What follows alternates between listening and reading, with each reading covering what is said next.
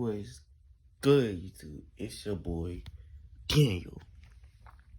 In this video right here, I'm gonna tell y'all a dream I just had.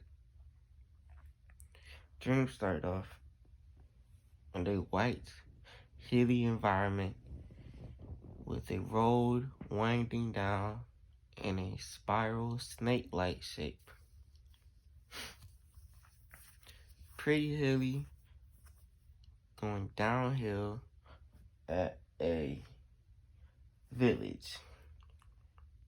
Very hilly, going downhill at a village, lots of snow, and I was trying to infiltrate the village. I was going down to the village and I had three options. I had a tank that could deal with the snow very well. That was all white. Looked like a Lambo. I ain't gonna lie to you. Looked like a Lambo mixed with a tank, all white. I had a tank that could basically regular tank. I ain't picked the regular tank. And I had another one was like don't remember, but I picked the white tank. Went down there, got in it, started driving around. I wasn't very impressed. Driving. Boom, I crashed in the village. Now, mind you, the villagers had swords. They were basically like Vikings, dog. Or they had swords and everything. So when I crashed it, I got out, I started running because they were chasing. When they saw this building, and I saw this one dude with a sword. I had a sword. We started sword fighting. His sword was super long. If I had to guess the length of his sword, I'm being realistic here. His sword was at least 7 to 12 feet long. Thick sword. He had a very thick, long sword. The end of it had marks on it, like in the shape of flames almost. Flames that you would draw. That's the end of this sword looked like. His was black. Mine was a more silver, dark silver color. My sword was probably like in between 6 and 10 feet long. Mine was a lot more flimsy, and I didn't know how to use it. But we were having a conversation while we were sword fighting in this building. The building was a square, long building, like a big room. I would say almost like the dining area in an old castle almost. We were sword fighting, going very slowly, talking about our techniques, admiring each other's craftsmanship, and then we were sword fighting, it finally hit me. Boom. I could die. If one cut from this sword would hurt a lot and I could die. So I backed up into this room. I closed it. I had a room behind me, a door behind me. I backed into it, closed the door. The big wooden door. I stood there at the door because I had a feeling just staying here. Because by watching movies and living life, I've learned that people usually throw their sword at the door and usually goes through the door and they try to hit something through the door. So I waited. Boom.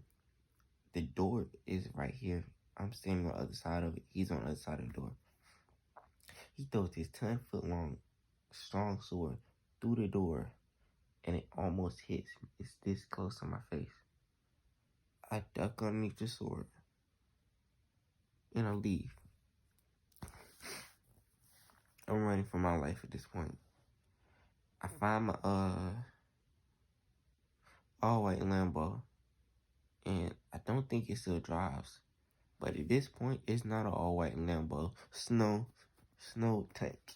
It is a all-white laptop. So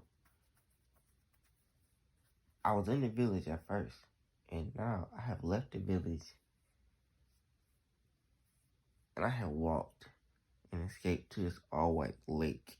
The lake was snowed over, so it was flat, snowed over, iced over lake.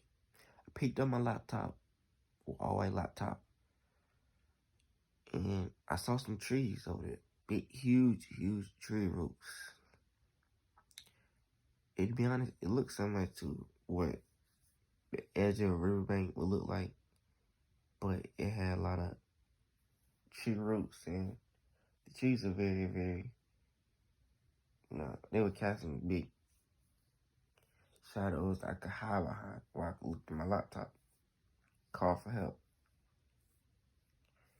When I'm standing behind these trees, I'm making sure they can't see me, because at this point, I'm probably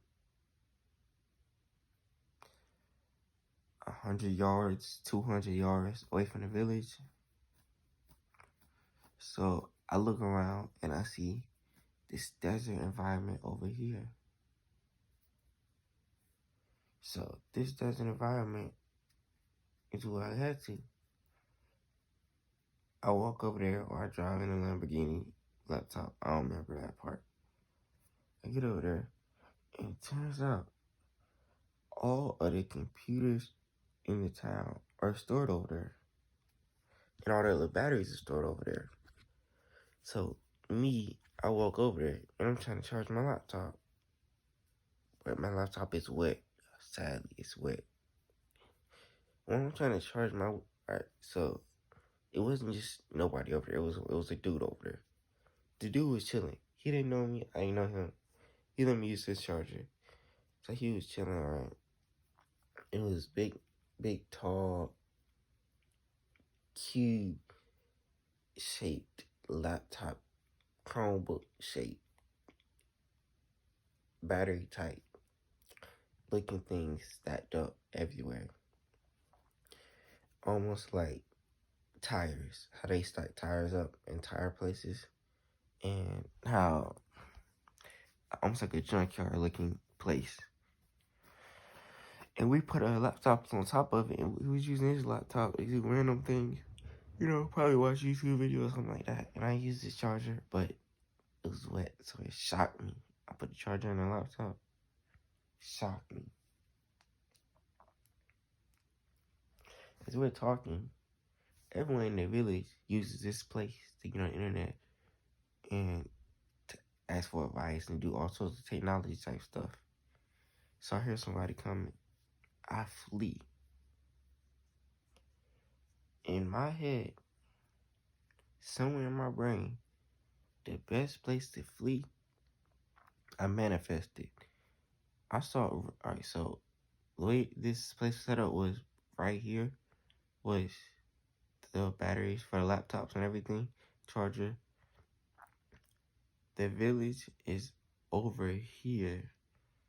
I came through. Then I entered into the laptop place. And then when I flee, I left this way. The village is that way. So the man was coming in like this in an L shape. So I flee around the corner. Flee this way. And I manifested the best place to flee to. So when I was running this way, it turned into my grandmother's house. Grandma Ruth and Grandma Horace's house. I flee there, right?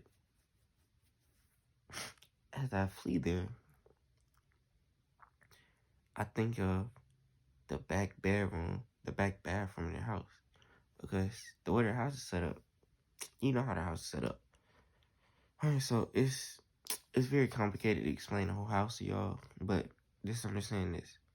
It's a long hallway, let's say from you to me. Then at the end of the hallway, it's two bedrooms and a bathroom. And they're all in like a sort of like a cul-de-sac. House is in a cul-de-sac. The bathroom is on the far side. So I go and I hide in the shower. I make sure nobody can see me. I wrap the curtains around me so that even if somebody has to go to the bathroom, which I doubt they gotta go to the bathroom. They probably go to the bedroom. They don't gotta go to the bathroom. So I'm sitting there in the bathroom, hiding. All of a sudden, I hear Papa. Oh, grandpa, papa, whatever you call him. I hear my grandfather. I hear him start talking. He comes around wearing a yellow shirt, palest skin tone, much paler than he is in real life.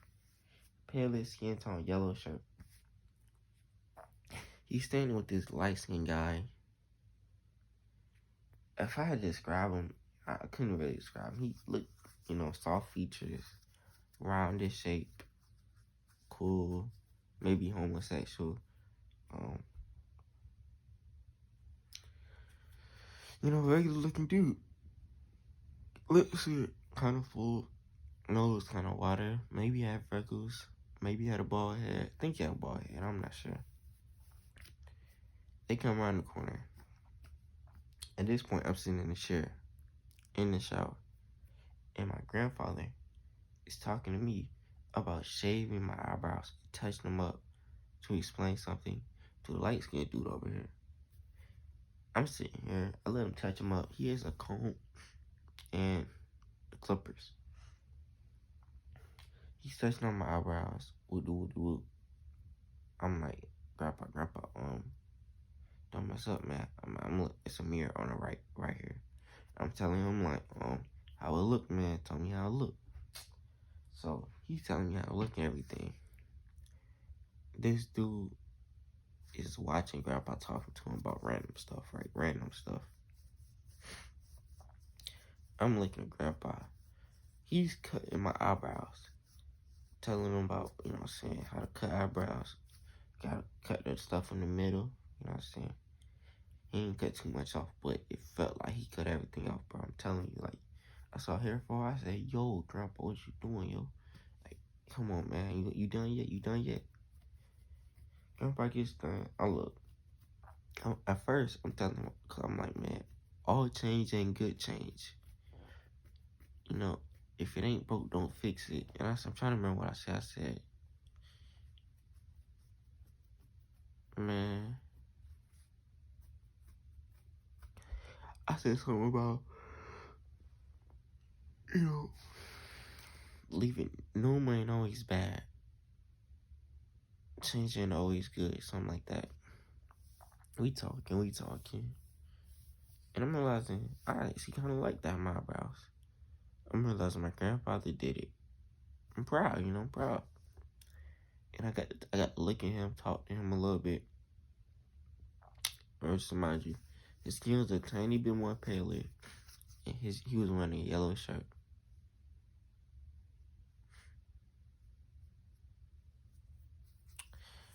Alright, so that's the end of his crazy dream. Hope to catch y'all on another episode of Dream Journals. Peace.